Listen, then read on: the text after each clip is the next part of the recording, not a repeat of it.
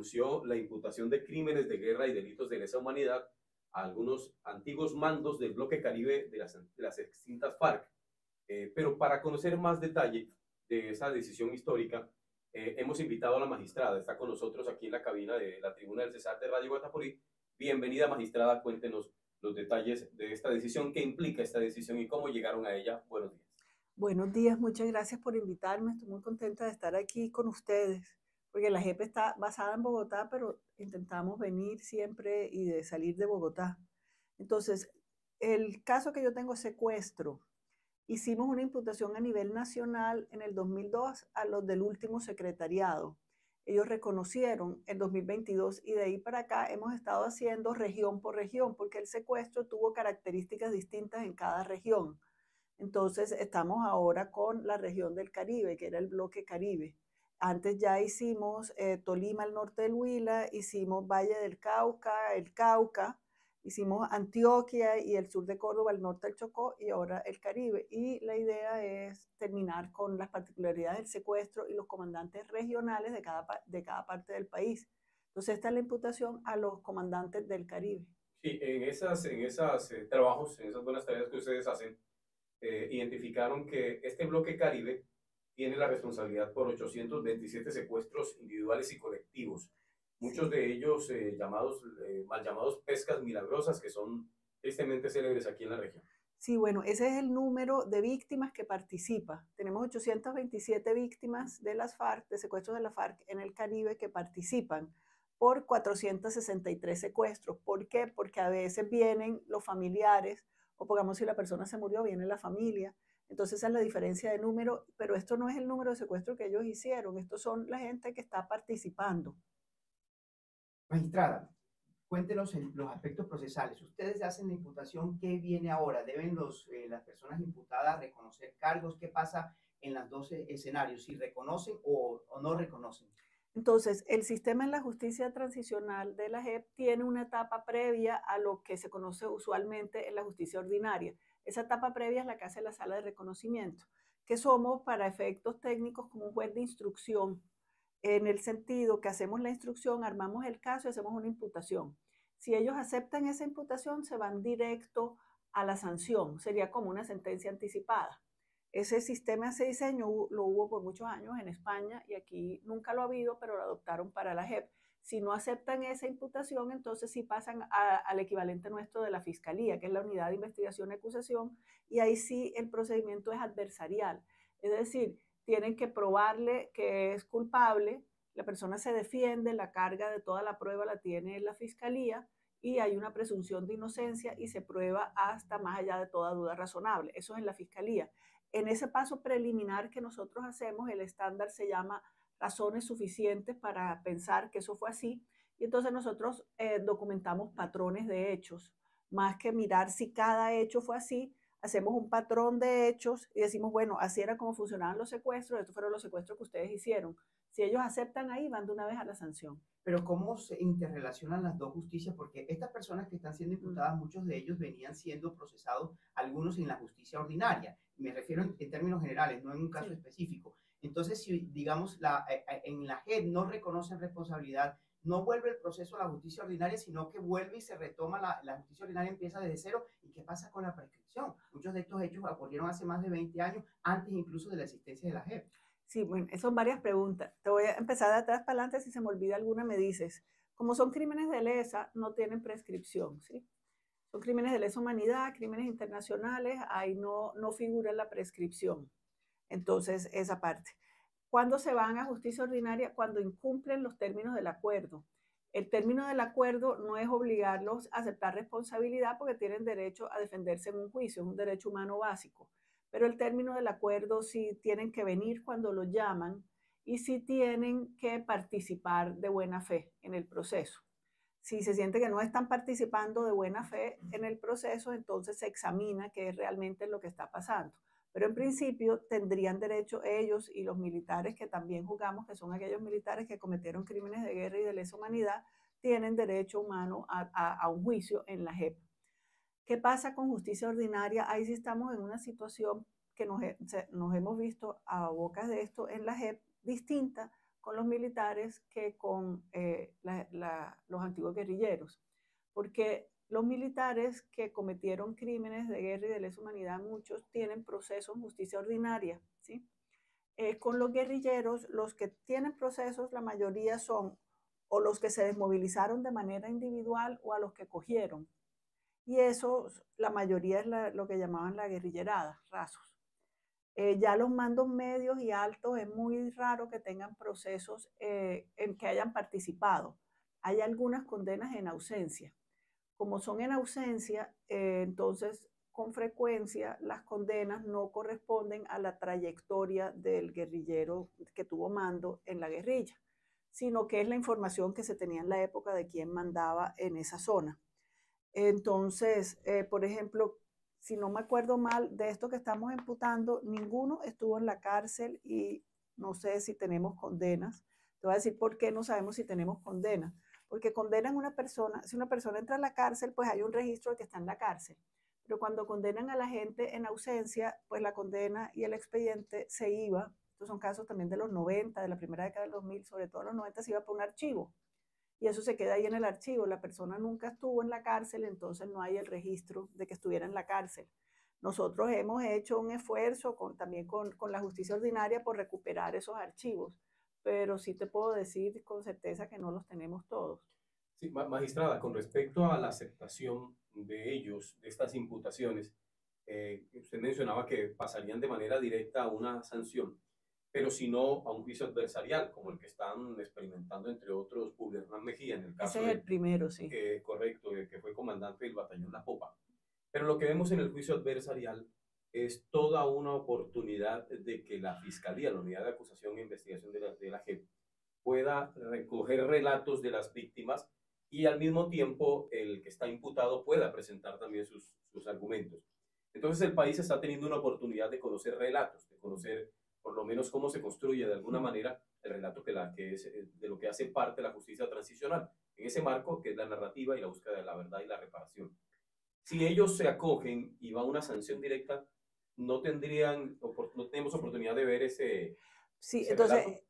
El diálogo, la parte dialógica que hacen con nosotros existe, o sea, nosotros escuchamos a los comparecientes, escuchamos a las víctimas. Tiene unas protecciones más de intimidad. Entonces, lo de las víctimas, pongamos ahí, tenemos un número importante de víctimas que no quiere que se revele su identidad al público. Entonces, el acusado conoce la identidad de la víctima, pero el público no. A veces nos piden por distintas razones que no se transmita. Entonces, y también a la prensa, como no es un juicio, no le ha interesado tanto. Entonces terminamos transmitiendo en el Facebook y por los canales. Las sesiones de los comparecientes en que ellos dan versiones, en este momento sí son restringidas. Entre otras cosas, porque como no estamos en un juicio, el propósito es que de alguna manera hablen con confianza de que no se está transmitiendo sobre no solo lo que hicieron ellos, sino las órdenes que recibieron. También nosotros documentamos, como documentamos patrones, documentamos lo que se escuchaba en la época, porque a veces no están vivos quienes cometieron el crimen, pero saben qué pasó. Y estas cosas normalmente no se llevan a un juicio porque se vuelve como de oídas o el juez le parece que es un chisme. Entonces las versiones nuestras son mucho más ricas en detalles y en relatos y en esa medida también tienen reserva. Cuando ya se abre a toda la sociedad es la última diligencia. Que hemos hecho una en Bogotá, que fue con el secretariado, que tuvo bastante cubrimiento nacional y luego las otras han tenido más cubrimiento regional, porque la idea de estas imputaciones regionales sí es acercarnos a las regiones. Y en Colombia, por las razones que sea, una región no sabe qué pasa en la otra. Claro. Maestrada, con respecto al caso de la ex ministra de Cultura, Consuelo Araújo Noguera, usted sabe que esta es su casa. Nosotros hemos puesto la lupa al asunto. Incluso ayer le preguntaba por qué en el informe aparecen mencionados Simón Trinidad e Imán Márquez, pero no imputados en este caso. Usted nos explicaba algo. Cuéntenos nuevamente por qué esas personas que hicieron parte del secretariado, que son de la región y tienen alguna responsabilidad, no aparecen imputadas. ¿A qué se debe eso? Entonces ahí sí hagamos una diferencia. Iván Márquez sí era el comandante supremo de esta zona y él sí perteneció al secretariado. quien fue conocido en filas como Simón Trinidad, Ricardo Palmera, en realidad su figuración fue más política. Él fue una persona, o es una persona, pero que entró ya mayor a la guerrilla y no hizo la trayectoria usual que hace una persona para tener mando y tener tropa. Y ser considerado como un militar, ¿sí? La consideración y el papel de él era muy político. Entonces nosotros no encontramos que él tuviera una participación directa en estos hechos. Militar no. No, militar no, ni él no está en la cadena de mando. O sea, nosotros reconstruimos la cadena de mando desde el guerrillero que la mató hasta Iván Márquez, sí, paso a paso, y ahí no aparece Simón Trinidad. Doctora Julieta. Pero lo que es, nos han llegado también muchas solicitudes de víctimas en diligencias y por fuera, porque entendemos que al ser él sí, a diferencia de muchos guerrilleros que no eran de la zona, él sí era de aquí. Entonces mucha gente quiere hablar con él, hay todo tipo de preguntas, de dudas, de las cosas que él sabía y compartió. Nosotros hemos durado años intentando que el gobierno de Estados Unidos nos permita hablar con él para hacerle estas preguntas, pero no lo hemos logrado. Él ha mandado unos escritos, pero como él ha querido, pero no han sido preguntas que uno le pueda hacer. Sí, magistrada, me gustaría ahondar en el tema de Simón Trinidad, porque ustedes, digamos, al escucharlo, de pronto el oyente que de pronto no tiene el manejo técnico de los procesos penales dentro de la justicia transicional, puede tener la lectura de que ha sido benevolente usted con Simón Trinidad. Y quiero precisamente preguntarle eso porque, ¿por qué entonces la justicia americana, que obviamente es una justicia independiente, autónoma a la nuestra, sí condenó a Simón Trinidad por el secuestro de 3 contratistas americanos? Porque ellos sí tienen una lectura totalmente y diametralmente distinta a la suya.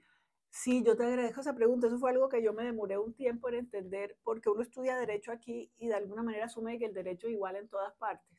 Entonces, las leyes norteamericanas, si usted pertenece a un grupo criminal, usted es responsable de todo lo que hace ese grupo criminal.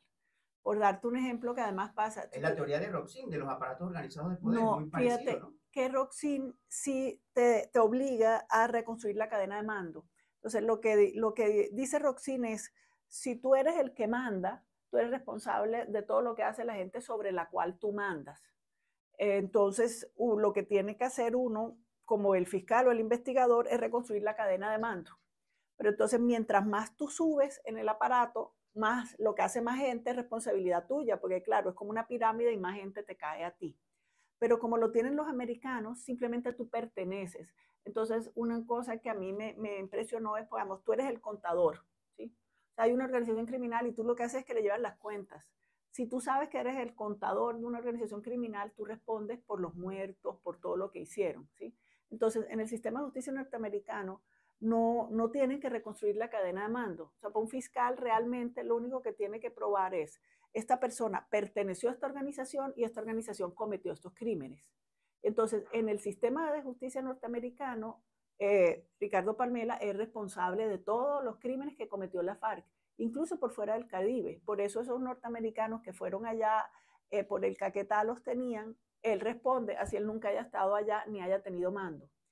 Él en el Caribe estaba en el Frente 41 y él tenía una posición en el que la gente lo respetaba mucho y lo oía mucho. No era como un mando militar, era un mando político. Entonces la pregunta que nosotros le tendríamos si pudiéramos hablar con él es cómo desempacar eso que quería decir, ¿sí?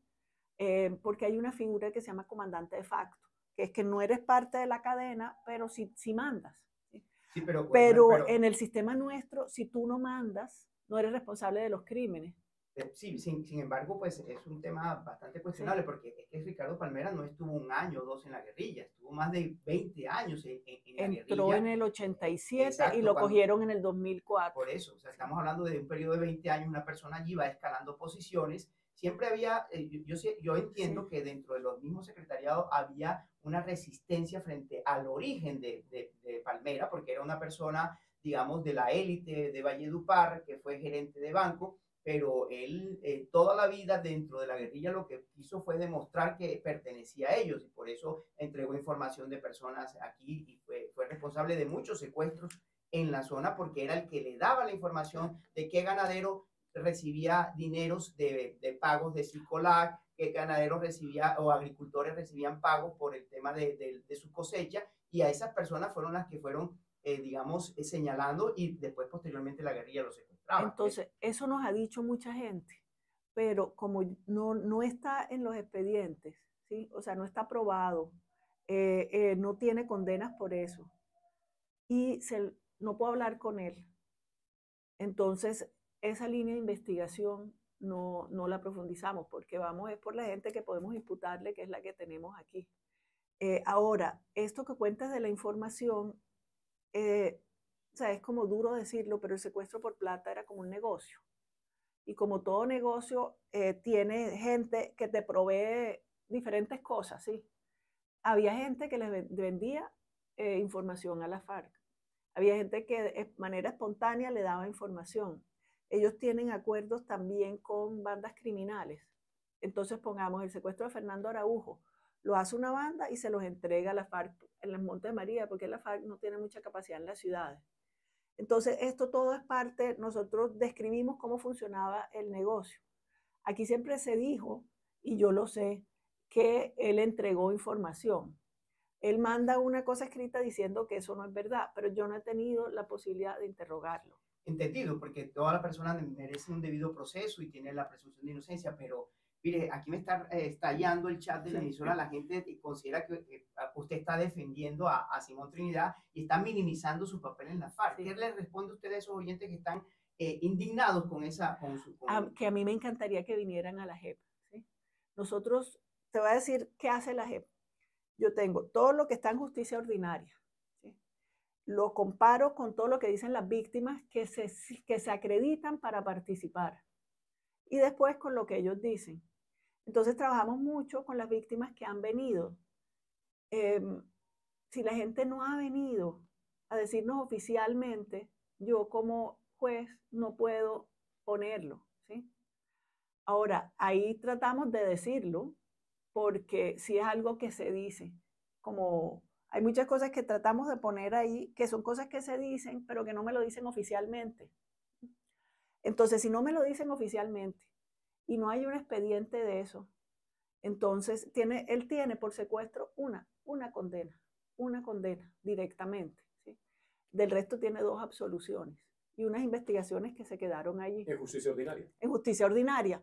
Entonces, acá yo lo reconstruyo. Lo que sí te puedo decir es que en términos de cadena de mando, la posición de él es como el político del Frente 41. Hay otro más que es el comandante, ¿sí? Entonces, yo reconstruyo las cadenas de mando y al que está más arriba en la cadena de mando le digo, usted responde por todo lo que hizo este frente. Y trabajamos mucho con la información que nos dan las víctimas. Pero es importante que nos la den, porque si está en el chat, yo sé que están en el chat, pero nunca entran a mi expediente. Ese no es el debido proceso. Nunca entra el expediente, no, y ni siquiera es una investigación. Y las fuentes que tengo son esas. Entonces, si lo dicen por fuera y nunca me lo dicen a mí oficialmente, ¿yo qué puedo hacer con eso? Sí. Doctora Julieta, volvamos al tema de Consuelo Araujo. Usted decía que Iván Márquez sí fue imputado como tal. Iván Márquez está en la justicia ordinaria porque el señor se fue. Porque se fue de la JEP. En la disidencia, claro. Y precisamente... Entonces, de todos... Y por eso no lo pueden imputar, ¿no? No, yo ya no tengo competencia sobre él, es competencia de la fiscalía. Porque recordemos que la competencia tiene que ser voluntaria, es decir, la persona se somete a la JEP en forma voluntaria. Bueno, nosotros tenemos 2 tipos de competencia, 3. Una es todos los que firmaron el acuerdo de paz y están desmovilizados. Son obligatorios. Son obligatorios.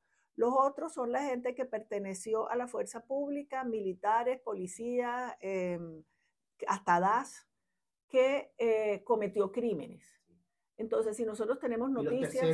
Y los terceros son súper voluntarios, es el que quiere. Y de hecho ahora el Tribunal de Paz, que es el que en últimas decide, pues lo digo, yo estoy en una etapa previa, le ha puesto como más exigencias a los terceros. Ok, tengo varias preguntas que surgen de esta entrevista. Es importante, digamos, reconocer el tema de la jurisdicción y la competencia de la JEP porque, por ejemplo, aquí en el tema del secuestro, no solamente la FARC secuestraron, creo que con mucho mayor efectividad fue el ELN y especialmente el 6 de diciembre, el Frente 6 de diciembre, pero ustedes no tienen competencia sobre eso. Ni sobre el ELN, ni el EPL, que en su época Exacto. También. El Quintín Lamy y toda esa serie de grupos. El Quintín no llegó acá, creo que el M sí. Ese fue, digamos, ese es uno de las críticas que se le ha hecho a este acuerdo de paz, que es parcial, que es solamente con un grupo, y que va a servir de base para el futuro acuerdo con el ELN si es que algún día llegamos con ellos. Y tenemos unos acuerdos parciales que que Colombia ha venido haciendo. Primero lo hicimos con Justicia y Paz con las autodefensas, eso no quedó tan bien guisado, perdónenme la expresión coloquial. Luego tenemos el de la FARC, que tampoco quedó muy bien guisado porque tiene ciertas limitaciones, y tenemos, y la violencia en Colombia, no, el presidente Juan Manuel Santos dijo aquí, bienvenidos a la paz, se acabó la guerra, y la guerra ha seguido tal vez hasta ser recrudecido, si no miremos a Catatumbo. Entonces vemos que hay unas limitaciones. Y lo que más me preocupa es el tema del tiempo. Ustedes tienen una limitación en el tiempo. ¿Hasta cuándo va, digamos, el mandato de la JEP? La JEP va toda hasta el 2032, pero la parte que hacemos nosotros, que es la parte preliminar, nosotros ya en el 2027 tendríamos que haber decidido quiénes no reconocieron. Y después se pueden seguir haciendo unas diligencias de reconocimiento, pero ya en el 2027 tenemos, creo que hasta marzo de 2027, para ver quién se va para la fiscalía nuestra, que es la UIA, la Unidad de Investigación y Acusación. Lo que dices es cierto, realmente en lo personal para mí ha sido muy duro ver las maneras como se reconfiguró el conflicto armado. Sí creo que se terminó un tipo de guerra y empezó otra. Entonces, la guerra no hay ninguna guerrilla que haya tenido el poder que tuvo la FARC. En el Caribe no fue tanto, ¿sí? Porque ellos tienen que poner su base o tenían que poner su base en montaña. Entonces estaban en la Sierra Nevada, la Serranía del Perijá, en Montes de María, el resto en el plano, pues entraban y salían. Pero en otras partes ellos realmente dominaban territorios muy grandes. Eso nos ha vuelto a dar. Y hay una cantidad de grupos que se pelean entre ellos. Es como otra guerra, de alguna manera. Ellos tenían una historia y un arraigo con la población donde estaban, que no es del Caribe, porque ellos no son de aquí. Pero allá del suroriente, donde ellos son, ahí sí tenían como un arraigo, o también en algunas partes del Urabá, un arraigo muy profundo. Eso nos ha vuelto a dar así, con esa magnitud. Entonces sí se resolvió un problema, pero no se resolvieron todos. Finalmente, y esto sigue. Finalmente, en el tema, digamos, del homicidio y secuestro y homicidio de la cacica, ayer hablamos extra micrófono sobre el tema de los pasos a seguir. Usted nos anticipó que deben reconocer, después del reconocimiento hay digamos, una condena, pero también hay como esto es un mecanismo de justicia transicional, debe haber también una reparación simbólica. ¿Cuándo podrá, más que la familia, sino el pueblo de Valledupar y el Cesar, recibir ese acto de reparación simbólica por el magnicidio de la cacica? Mira, en esta imputación, lo que viene ahora es que ellos deciden si se van a un juicio o no, pero por lo que ya, o sea, una parte ya lo han reconocido, esperemos que reconozcan todo, porque todavía no se ha reconocido todo. Entonces está la imputación, ellos tienen que leérsela y decir si la reconocen toda o no. Podrían decir yo me voy a un juicio y ahí sale de mis manos. Pero si ellos dicen listo, yo reconozco lo que está ahí, o de pronto tienen una prueba para decir no, hay algo que está ahí que no está bien, también está la oportunidad que todas las víctimas que se acreditaron digan algo. Y ahí sí yo los invito a acreditarse, porque realmente la JEP trabaja con lo que le dice la fiscalía que tenía, que fueron fiscales realmente muy heroicos, porque es muy difícil investigar un conflicto armado cuando está sucediendo. O sea, ¿qué CTI se va a meter allá a ver qué pasó? Eso es muy difícil y lo hicieron. Luego, las víctimas son súper importantes porque son las que tienen la memoria. Cada una se acuerda y sabe, porque además han investigado qué fue lo que pasó, qué es lo que hemos visto. Cuando las víctimas vienen y participan, tienen muchas una investigación de su familia de qué fue lo que pasó, aportan eso. Ya entonces las víctimas también tienen ahora la oportunidad de leerse esto y decirnos, le faltó esto que yo dije no lo tuvieron en cuenta, o esto nunca lo dije, ahora que lo leo se me ocurrió decirles, falta esto, ¿sí? Entonces, si todos esos pasos se dan, y nosotros nos parece que estos señores reconocieron, viene una diligencia que es una parte que es simbólica, que es que públicamente, y vendríamos Si se da, vendríamos a Valledupar y tendríamos que ir también a la zona de Montes de María, donde un grupo de ellos tuvo muchas actuaciones y tenemos muchas víctimas de allá, y esta es la otra zona donde tenemos muchas víctimas. Entonces, de manera pública, reconocen frente a las víctimas también hablan ahí, si hay como muchas más víctimas y no alcanzamos, entonces se prepara para que haya lo que llamamos víctimas testimoniantes, que es que una habla por varias. Esa diligencia es pública y eso hemos visto tiene un efecto reparador. Luego entonces se remiten al Tribunal de Paz y el Tribunal de Paz le pone una sanción a los máximos responsables y esa sanción debe tener un contenido reparador, pero no puede ser que se repare uno a uno porque es demasiada gente. Entonces ahí se buscan proyectos que de alguna manera sean reparadores para las regiones o que tengan un efecto simbólico que es reparador. ¿Qué tipo de proyectos? En muchos sitios del país donde hay mucha mina todavía que sembró la FARC, estamos hablando de que desminen o que digan dónde están las minas o cómo eran las minas. Hay uno que arrancó por solicitud de las comunidades indígenas, que a veces son muy organizadas, y este es un caso que son muy organizados. Los aguá pidieron que participaran en la reconstrucción de una casa donde ellos se reúnen, que se llama una casa de la sabiduría. Entonces están en eso. Y así búsqueda de desaparecidos también. Búsqueda de desaparecidos importantísima, eso lo tienen que ir haciendo desde ya, porque realmente eso es, como dice la norma, un crimen continuado. Ese es un delito que no cesa hasta que la familia no sepa qué pasó con la persona. Ojalá que aparezca si está muerta el cadáver, lo ideal es que aparezca la persona, ¿no? Claro. Pero que aparezcan los restos o saber qué pasó. Entonces esa es realmente nuestra prioridad en el Caribe. Estamos buscando 19 personas secuestradas que no aparecen con la unidad de búsqueda. Pregúntame más cosas. No, lo que queremos es agradecer porque el tiempo en radio es cruel. Ah, bueno, sí, terrible. Y ahí hay un montón de preguntas y yo tengo otras aquí. Pero no tan cruel como la FARC. No tan cruel como las FARC, sí, señor. Eso sí, espero, sí me gustaría que se lo lean, porque ahí está, no solamente, mira, nosotros le dedicamos un capítulo entero al daño, está ahí también la historia de eso.